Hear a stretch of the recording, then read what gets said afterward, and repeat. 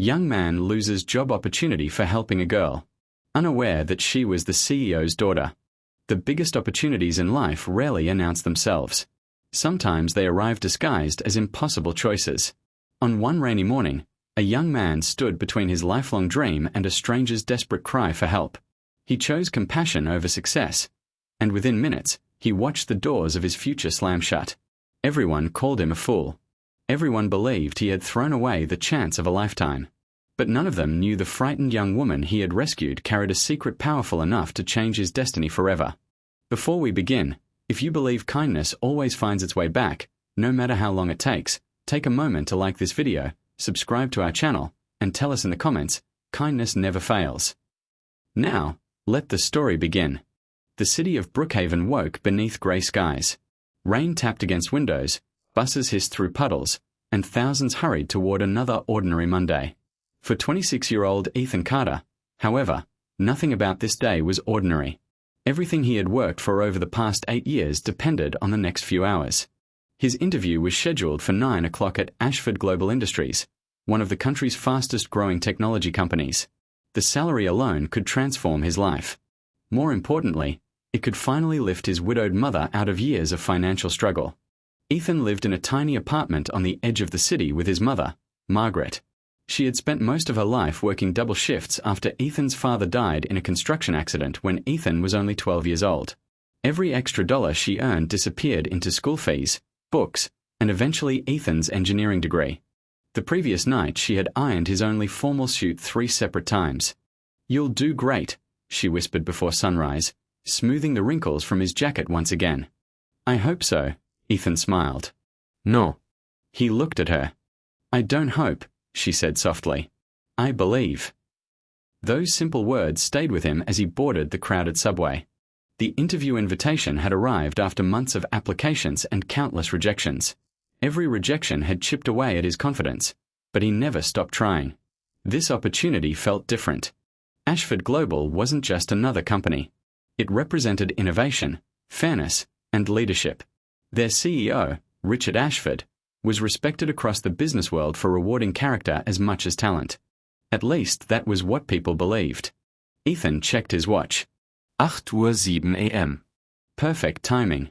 The subway arrived downtown 20 minutes later. Rain still poured relentlessly. He stepped outside, opened his umbrella, and began walking toward the towering glass headquarters only 12 blocks away. People rushed past without making eye contact. Cars splashed dirty water onto sidewalks. Street vendors struggled to protect their merchandise from the rain. Everything seemed focused on speed.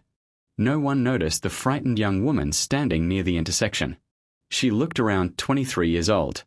Her clothes were simple: jeans, sneakers, and a light grey hoodie already soaked by the rain. She clutched a backpack tightly against her chest while looking repeatedly over her shoulder. Ethan noticed her only because she looked terrified. 2 men in dark jackets appeared on the opposite side of the street. They weren't running. They weren't shouting. But they never stopped watching her. The young woman saw them too. Her breathing quickened. She crossed the street without waiting for the signal. A delivery truck rounded the corner. Its horn exploded through the morning traffic. She froze. Everything happened within seconds. Without thinking, Ethan threw his umbrella aside and sprinted forward. He grabbed her arm with all his strength. Both of them crashed onto the wet pavement just as the truck thundered past. The tires missed them by less than a foot. People gasped. Drivers slammed on their brakes.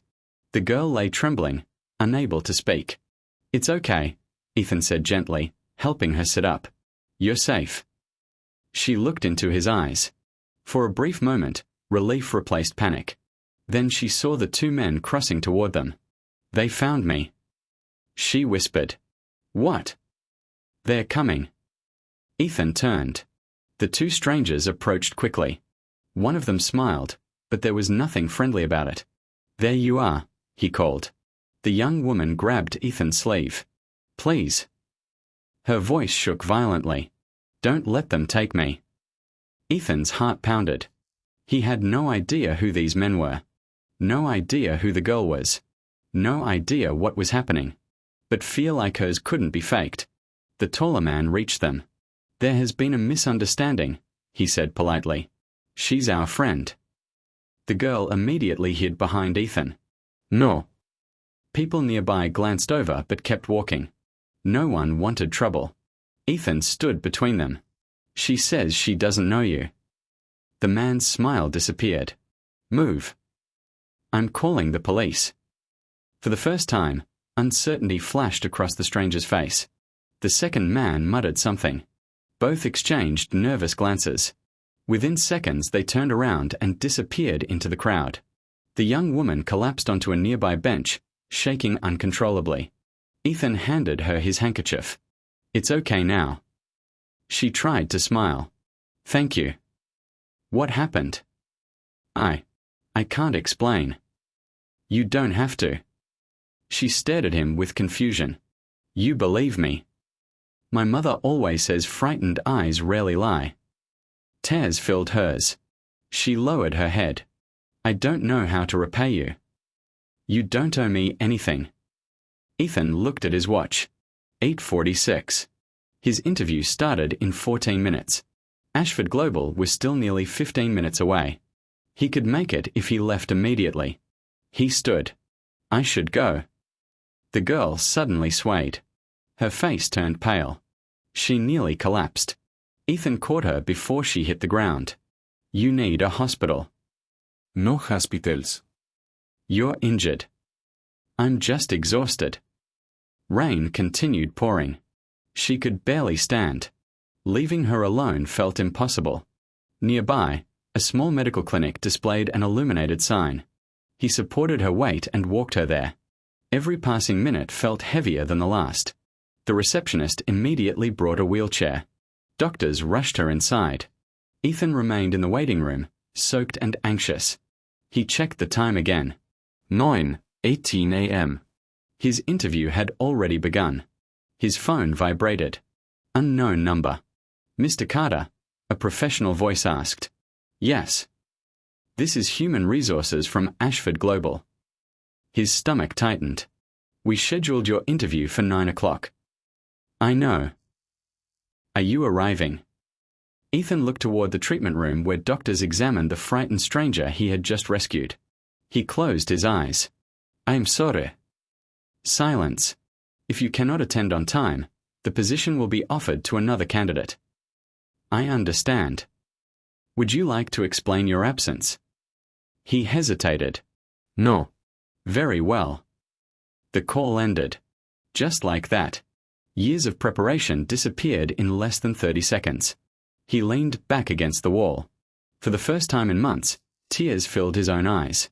Not because he regretted helping someone, but because he knew how disappointed his mother would be when she learned he had lost the opportunity they had both prayed for. Half an hour later, the doctor emerged. Are you family? No. You stayed. Someone had to. The doctor smiled warmly. She's going to be fine. Relief washed across Ethan's face. A nurse handed him a folded piece of paper. She asked us to give you this before you leave. He opened it. Only one sentence was written. One day, I promise you'll understand why meeting you changed my life. Ethan smiled sadly. He folded the note carefully and placed it inside his wallet.